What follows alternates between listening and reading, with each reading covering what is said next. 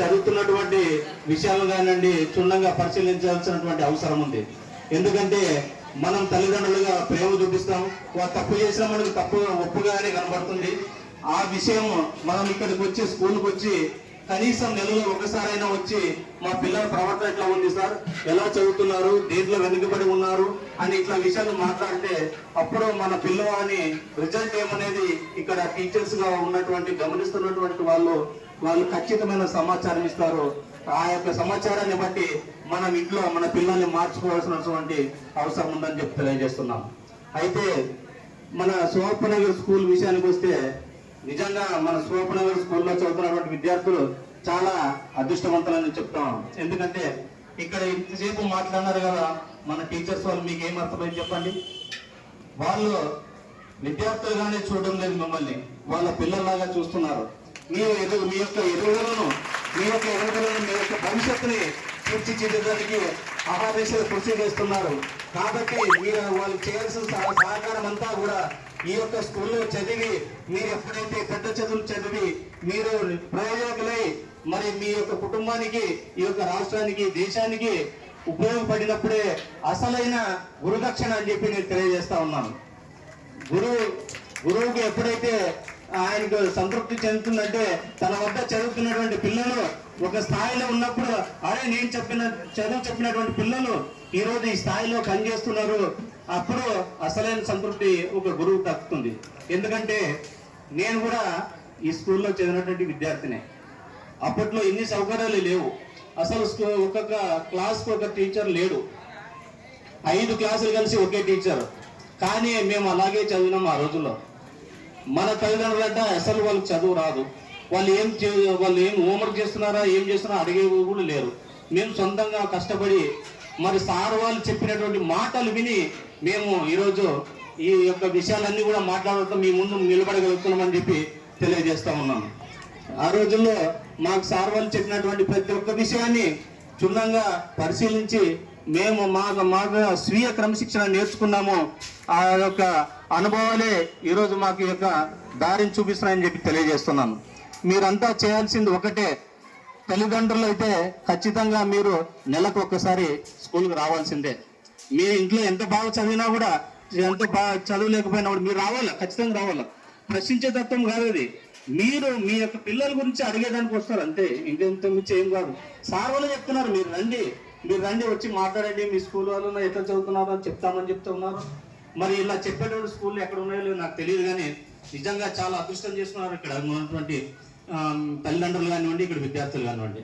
ఈ రోజుల్లో ప్రభుత్వం కూడా ఈ యొక్క కూటమి ప్రభుత్వం వచ్చిన తర్వాత ఈ యొక్క విద్యాశాఖ పైన చాలా ప్రత్యేక దృష్టి పెట్టింది. అదేవిధంగా ఈ యొక్క విద్యాశాఖ మంత్రి అయినటువంటి నారా లోకేష్ గారు ఈ యొక్క విద్యా వ్యవస్థను సమూలంగా మార్చాలా, ఇక్కడ ఉన్న ఇబ్బందులు చాలా తొలగించాలని చెప్పి చాలా కృషి చేస్తున్నారు. ఎప్పుడు కూడా లేనటువంటి ఈ యొక్క మార్పులు తీసుకొస్తా ఉన్నారు ఈ విద్యాశాఖలో. అసలు విద్యాశాఖ అంటేనే భయపడేటటువంటి పరిస్థితి మిగతా వాళ్ళకు. కానీ ఆయన ఛాలెంజ్ తీసుకొని పిల్లల భవిష్యత్తును తీర్చిదిద్దాలని ఒకే ఒక ఉద్దేశంతో మరి ఈరోజు ఈ యొక్క విద్యాశాఖను చేపట్టి మార్పులు తీసుకొస్తున్నారు. మొన్ననే మరి తల్లికి వందనం పేరు మీద ఎంతమంది పిల్లలు చదువుకున్న వాళ్ళు ఉంటే అంతమందికి, అంటే దాదాపు రాష్ట్రంలో 67,47,000 మందికి ఒక్కొక్కరికి 13,000 రూపాయలు చొప్పున 10,000 కోట్ల రూపాయలు మరి మీ యొక్క ఖాతాల్లో తల్లుల ఖాతాల్లో వేయడం జరిగింది.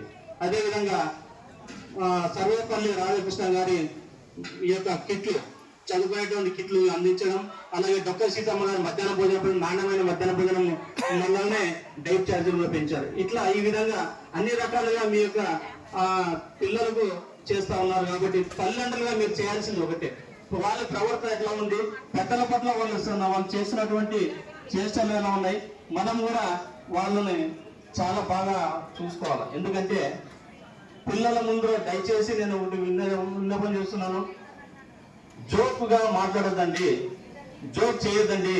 స్కూల్లో టీచర్లను ఉద్దేశించి వాళ్ళ ముందు మాట్లాడొద్దండి.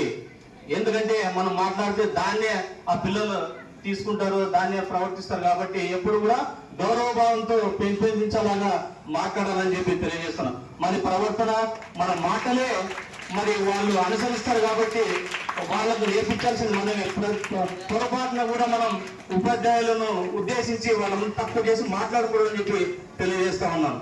అదేవిధంగా మరి ఈరోజు ఈ యొక్క ప్రభుత్వం కానివ్వండి, ఇంకా ఇంతకుముందు లేనటువంటి పథకాలన్నీ కూడా ప్రవేశపెడుతుంది కాబట్టి మీరు దయచేసి మధ్యాహ్న భోజనం ఇక్కడే చేయించేలాగా చేయండి.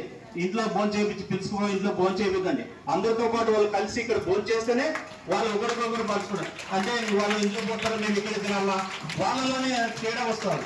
కాబట్టి అది భోజనం ఇక్కడే చేసేటట్టుగా మీరు ప్రోత్సహించాలా ఇంట్లో వాళ్ళు కూడా. మరి ఇంటికి వచ్చిన తర్వాత మరి మీ ఇష్టం, ఏం వండి పెడతారో ఏమో లేదు, అది మీ ఇష్టం. అది ఏమని చేయించచ్చు, అది మన ఇష్టం. కాబట్టి ఫస్ట్ పిల్లలకు ఒక సంస్కారం అనేది కూడా నేర్పాలా. చదువు అనేది గురువు నేర్పుతారు, ఇక్కడ సంస్కారం మనం నేర్పాలి. పెద్దల పట్ల ఏ విధంగా వ్యవహరించాలా, ఇతరుల పట్ల ఏ విధంగా వ్యవహరించాలా, కుటుంబంలోనే ఏ విధంగా ఉండాలా, ఇవన్నీ కూడా చేసుకోవాలా. మరి సార్ వాళ్ళు చెప్పిన చాలా సూచనలు ఉన్నాయి. వాటిల్లో కనీసం 10% మనం పాటిస్తే కూడా మన పిల్లలు ఎంతో ఎత్తుకు ఎదుగుతారు. ఇప్పుడే చెప్పారు ఇక్కడ చదువుకున్న విద్యార్థులు ఎంతమంది చదువుకుంటున్నారు పెద్ద పెద్ద చదువులు అని చెప్పి. మేము ఈ సభముఖంగా విద్యార్థుల తల్లిదండ్రుల తరఫున కూడా మేము సార్ వాళ్ళకు ఒక విజ్ఞప్తి చేస్తున్నాం. సార్, మీరు ఇక్కడ 10వ తరగతి కూడా చదివించి చేస్తారు, బాగుంది, అంతా బాగుంది. తర్వాత వాళ్ళు ఇంటర్లో ఎక్కడ చేరాలో, ఇంటర్ తర్వాత ఏ స్కూల్లో చేర్పించాలో, ఏ కాలేజీలో చేర్పించాలని చెప్పి వాళ్ళకి తెలియనటువంటి పరిస్థితి.